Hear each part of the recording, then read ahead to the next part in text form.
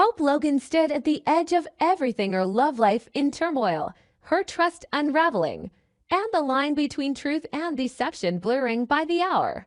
She had spent weeks caught between two very different men, Liam Spencer, the father of her child and the man who had once defined her entire world, and Carter Walton, the steady, dependable partner offering her a future built on peace. But peace didn't come easily to Hope, especially not now, not after what happened in the dark corner of El Giardino, and certainly not after what she just saw.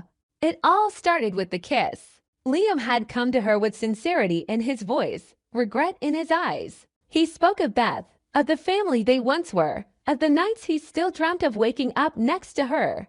Hope resisted at first, her mind tangled in guilt and confusion, but then it happened. A kiss. Soft, spontaneous, full of old heat that hadn't disappeared, just buried. In that split second, years of love, loss, and longing resurfaced. She pulled away, breathless, shaken, unsure what it meant, but knowing it meant something. The next day, her mind swirled. She needed clarity. She needed someone who wouldn't judge her or pressure her. She needed her father. She found Deacon Sharp alone at El Giardino, wiping down the bar, the restaurant unusually quiet for the hour. When Hope walked in, he lit up like always, but the moment he saw the worrying on her face, he set the clock down. "What's going on, sweetheart?" Hope hesitated, then told him everything. The kiss, the guilt, the pull toward Liam, the loyalty she felt toward Carter, the shame of not knowing her own heart. Deacon listened. He didn't interrupt. He didn't tell her what to do. He just said what any father should. You need to choose what makes you feel alive. Not what feels safe. Not what others expect. But what you want. Hope nodded, feeling a bit lighter. But just as she was about to leave, something strange happened. A flash of movement. A shadow at the edge of the kitchen corridor. A soft thump, like someone ducking behind the wine rack. Hope paused, brow furrowing. Is someone else here? Deacon stiffened. No, just a few deliveries being brought in the back. I'll take care of it. But Hope's instincts were sharp. She stepped toward the side hallway. That's when she saw her. Luna Nozawa. She was there, partially hidden, eyes wide like a deer caught in headlights. Her body was stiff, and for a second, just a second, Hope thought Luna might say something. But she didn't. Instead, she bolted, slipped through the rear exit, and vanished into the alley behind the restaurant. Hope turned back to Deacon. Was that Luna? What is she doing here? Why is she hiding? Deacon's face had gone pale. Hope, listen to me. You didn't see anything. It's not what you think. You're lying, she said quietly. Why? Deacon couldn't meet her eyes. Because if you dig into this, sweetheart, you could be in serious danger. Hope took a step back, blood running cold. From Luna. Why would Luna be dangerous? Deacon hesitated. Then, slowly, he said, there's a side to her you don't know. A side even she doesn't fully control. She's unstable. She's scared. And she's capable of more than you think. Hope's stomach twisted. What have you gotten yourself into? Deacon locked the front door, turning the sign to closed. It's not about me anymore. It's about you. Luna can't know you saw her. She panic. She's already on edge. If she thinks you're a threat, she might come after you. Hope's heart pounded. This was insane. Luna, the sweet, bubbly woman dating Will Spencer. The one everyone thought was the new bright light in the fashion scene. But Deacon wasn't joking. He was deadly serious. She's not who she says she is, he said flatly. And if you confront her, she won't hesitate to shut you up permanently. Hope left the restaurant shaken, her thoughts racing. But the worst part wasn't fear, it was the realization that she had no one to talk to. If she told Liam, he'd go into protective overdrive. If she told Carter, he'd demand answers and possibly escalate everything. If she told Brooke, it would turn into a family scandal. And if she said nothing, she might end up dead. Days passed. Hope tried to return to normal, but she couldn't stop watching her back. Every knock at the door made her jump. Every unknown number on her phone felt like a threat. She avoided Il Giardino. She avoided Luna. But Luna didn't avoid her. She started showing up unexpectedly outside the Forrester offices, pretending to be picking something up. Once in the parking garage, once outside Hope's house. Every time she offered a bright smile, made small talk, but the timing was too convenient, the smiles too fake. Hope knew. Luna was watching her, and Deacon had gone radio silent. No calls, no texts, nothing. It was like he had disappeared. Hope decided she couldn't stay quiet anymore. She confronted Steffi Forrester one afternoon in the design studio. "Has Luna ever done anything strange?" she asked. Steffi frowned. "What are you talking about?" Hope shook her head. "Forget it." But Steffi didn't let it go. And that night, Steffi did her own digging. She called in favors. Had someone trace Luna's employment history? The results weren't what she expected. Luna had changed her name twice, and her last place of employment shut down due to a scandal involving patient records being leaked. Nothing criminal stuck, but it was enough to raise eyebrows. Steffi printed the file and slid it across Hope's desk the next morning. "You were right to be worried." Hope was quiet for a long time. "She saw me see her. She knows I know something. We go to the police," Steffi said. "No, not yet. Not until I know what she's hiding." But Luna made the first move. Hope returned home to find her front door slightly open. Nothing was missing. Nothing broken. But the silence was thick. And on the kitchen counter sat a single envelope. Inside, a note, scrawled in uneven handwriting. "Stay out of it. Or next time, I won't miss." That was it. Hope packed up Beth and sent her to stay with Liam for the week. She changed her locks. She kept security close. But her resolve hardened. This wasn't about fear anymore. This was about survival. And if Luna Nozawa wanted a war, she had just chosen the wrong Logan. Because Hope was done being quiet, done being afraid. And she wasn't going to stop until Luna's secrets were exposed and destroyed for good.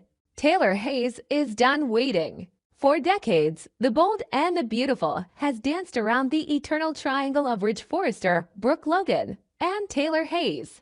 But now, as the fall approaches and the Forrester family reels from yet another storm of heartbreak, lies, and dangerous liaisons, Taylor is finally about to break free from the cycle, and when she does, it's going to shake up everything. Taylor's love story with Ridge Forrester has always been a high-wire act. He's the father of her children, the man she's chased and forgiven more times than she can count, the one who always seemed to hold part of her heart hostage. No matter how many times Ridge turned to Brooke, Taylor found herself pulled back in each time, hoping this would be different, that this time Ridge would finally stay. But this time, it wasn't different. It never is. After years of devotion, of being the steady, nurturing counterpart to Brooke's drama-filled magnetism, Taylor stood at the edge of yet another betrayal. The engagement was real. The promises felt real.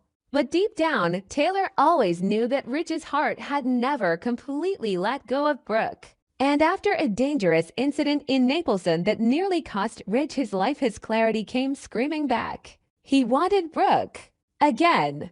The signs had been building. The delays in wedding planning. The sudden silences when Brooke's name came up. The tension between Taylor and Ridge whenever the subject of the past arose. But it wasn't until Taylor overheard Ridge's late-night phone call to Brooke, his voice low, intimate, whispering words that Taylor hadn't heard in months, that she finally accepted the truth. He was slipping away again. And this time, she wouldn't chase him. In a powerful moment of clarity, Taylor packed her bags and walked away, not just from Ridge, but from the idea that her happiness depended on him. And she didn't look back. At first, the Forrester clan was shocked. Steffi supported her mother's decision wholeheartedly, proud that she was finally choosing herself. Thomas was furious, not just at Ridge but at Brooke for inserting herself back into their lives. Even Eric, always the peacemaker, admitted that Taylor deserved better. But Taylor didn't need anyone's approval. She needed a new beginning. Enter the next chapter, a new love interest. According to the bold and the beautiful spoilers, Taylor's emotional reinvention won't be just about healing, it will lead her straight into a brand new romance. One that promises to ignite excitement among longtime fans who have rooted for her to finally find someone worthy. While producers haven't officially revealed who the mystery man will be, there are some strong contenders already swirling in the background of LA's glittering chaos. The most obvious choice, Deacon Sharp. After his marriage to Sheila spirals into crisis fueled by new revelations around Luna Nozoa and increasing instability from Shiley, Deacon finds himself in emotional free fall. He realizes he's built his entire life around saving someone who's incapable of change. When Luna's connection to Sheila's past explodes and threatens to tear apart both families, Deacon reaches his breaking point. The walls close in. He's alone, ashamed, exhausted. And then Taylor shows up. At first, their connection is tentative. They've known each other for years, but never really seen one another as more than passing acquaintances. But now, both of them are picking up the pieces of broken relationships. Both of them have made sacrifices for people who never truly returned their loyalty.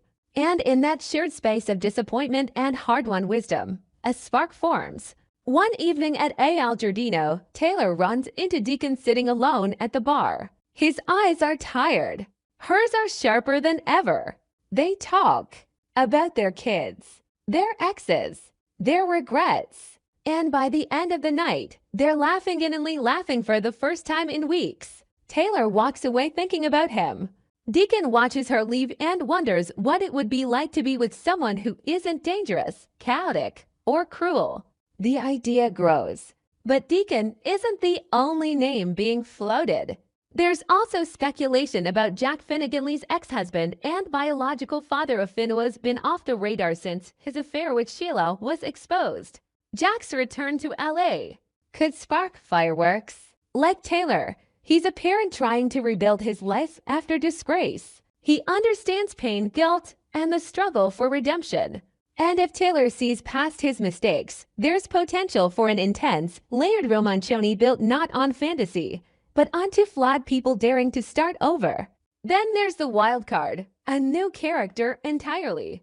Rumors suggest that B&B producers may be introducing a charismatic outsider, possibly someone from Taylor's past, or a new business figure involved with Forrester International. Someone who hasn't been entangled in the Ridge-Brick-Taylor triangle.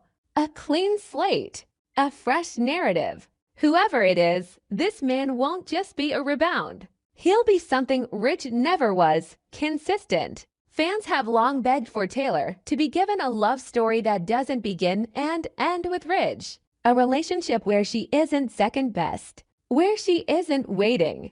And it seems like that time has finally come.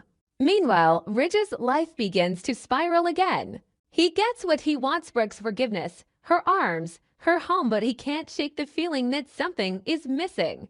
Taylor's absence hits harder than he expected. For the first time, she's not looking back. She's not waiting for him to screw up. She's not giving him that sad, knowing smile. She's gone. And she's smiling with someone else. This change creates massive ripple effects within the Forrester family.